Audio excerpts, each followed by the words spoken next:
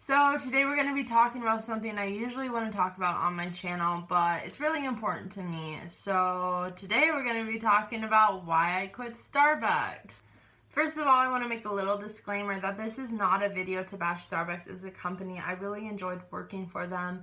They have a lot of great benefits if you're a college student on a budget. They offer free college, they offer good insurance, and they're just generally a really good company to work for, especially if this is your first job. It's a very, very good company. That being said, these are issues I had at my store and my location, and it was because of the manager and how she ran things.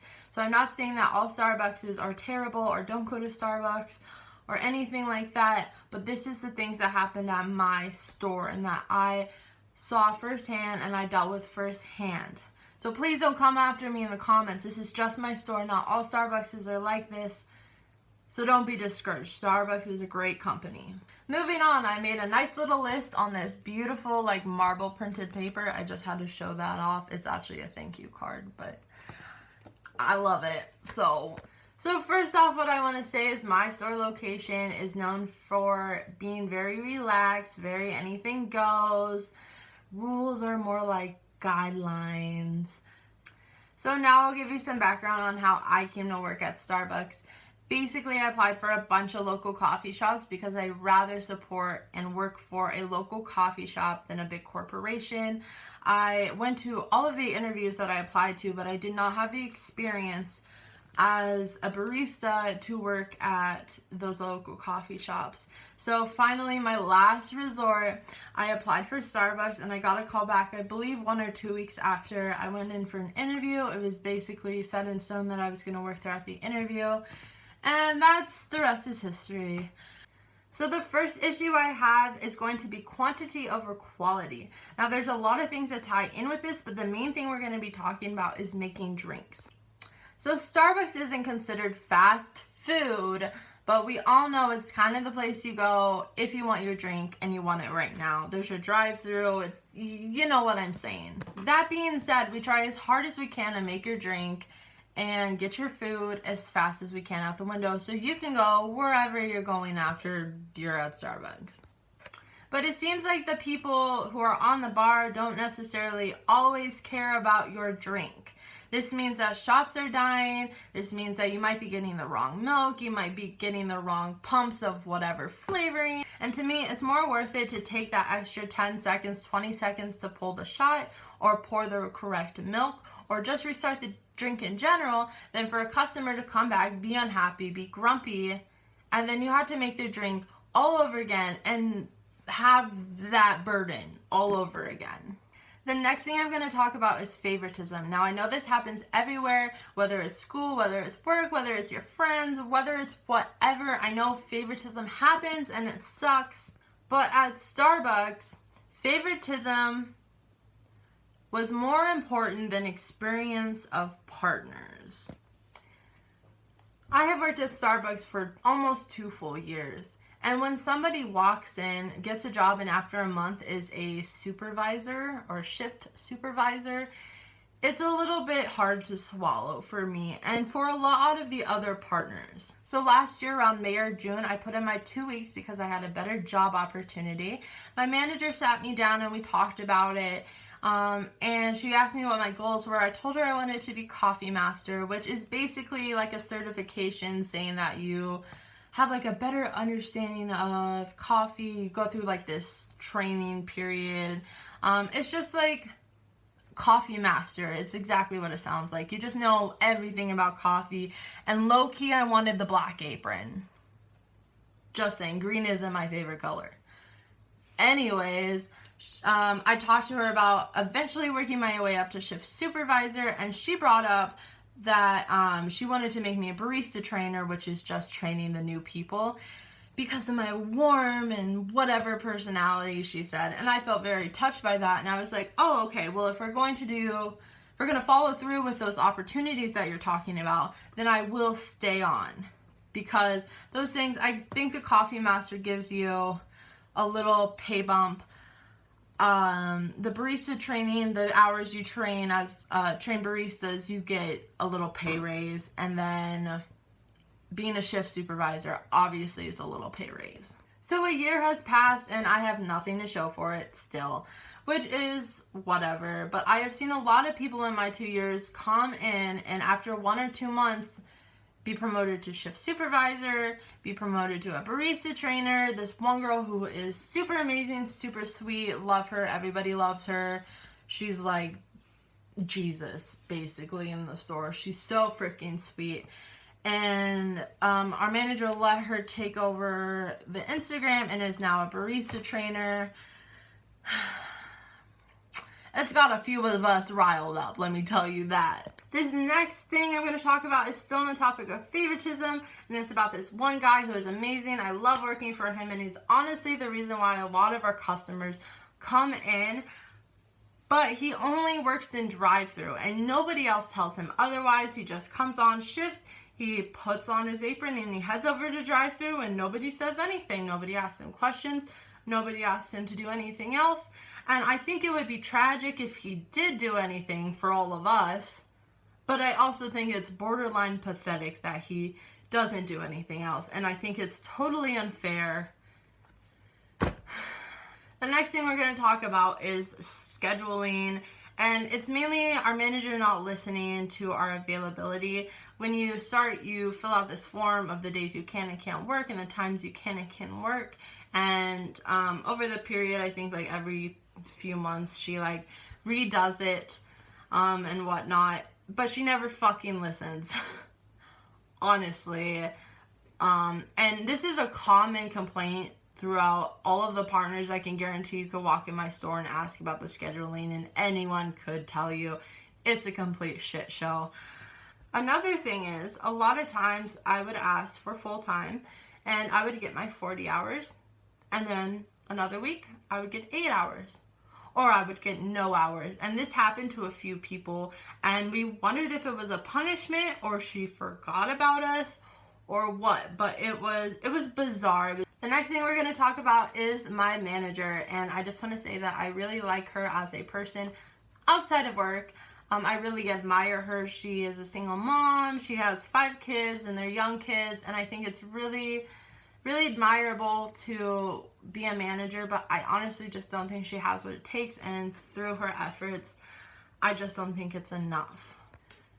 One of the things that irks me the most about my manager is she never closes.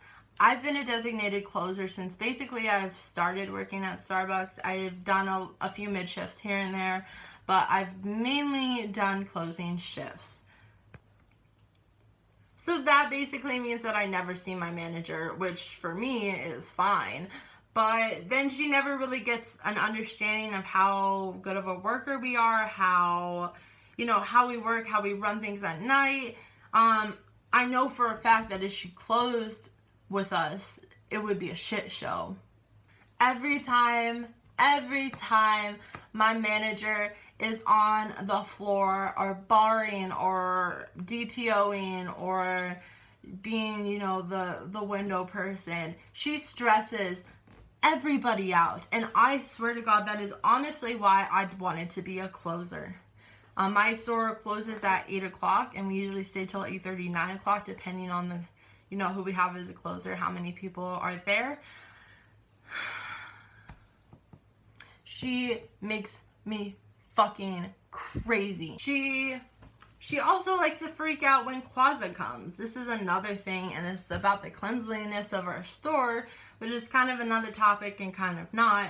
But whenever Quaza comes, she loses her shit. And I guarantee, if I know Quaza's gonna come on a certain date, I'm either asking not to be there on that date, or I'm trying to get somebody to fill in my shift.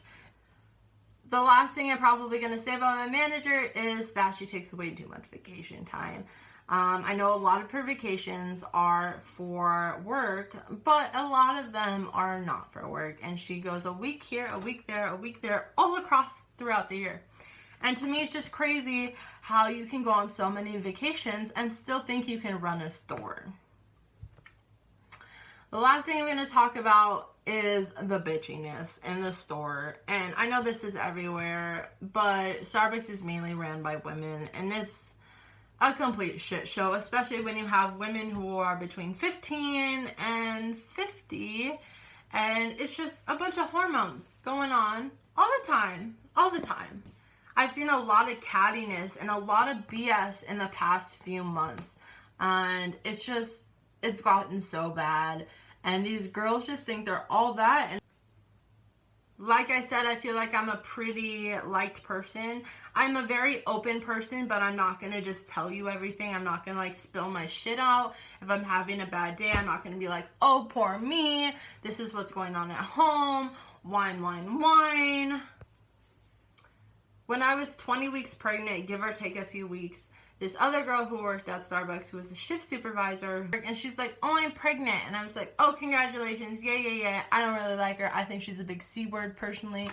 But I'm not going to be mean to anybody at work because I don't want to be the bad guy and I don't want to get reprimanded for it. Anyways, she comes in 5 seconds pregnant and she's like, oh, I gotta pee so fucking bad. And I'm like, girl, I've been on bar for 3 hours straight. And I'm like squeezing my legs together. I'm like making sure no dribbles fall down. I'm like tucking my apron between my legs. Like, and you're fucking complaining? You're complaining?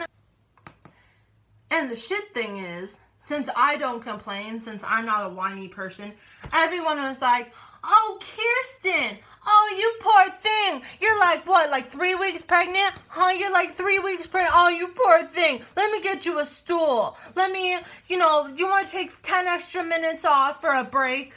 Are you okay? I'm over here with my belly out to fucking East Jesus nowhere, and Kirsten over here is like getting a fucking pillow under her ass. I told you I'm petty as fuck. I don't know what you expected.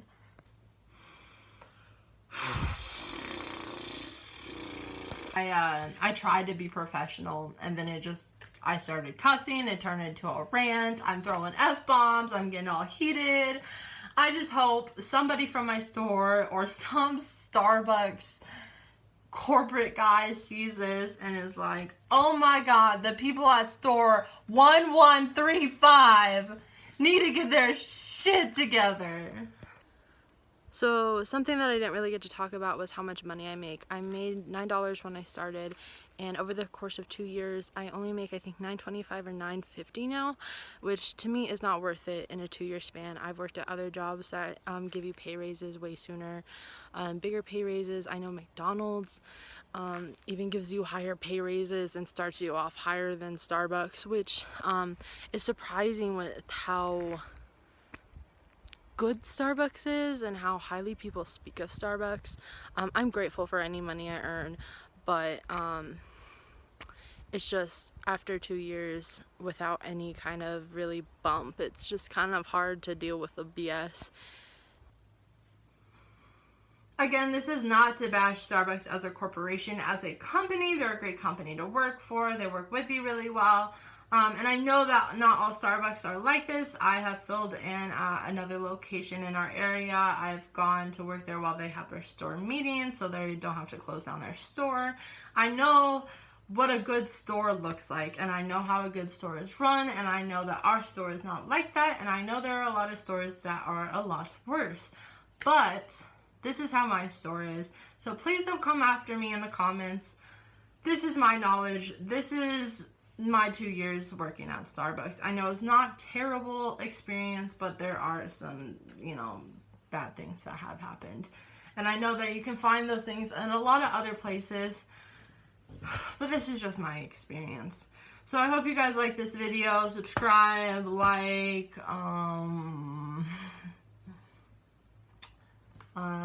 me on Instagram. I don't know. Okay, bye.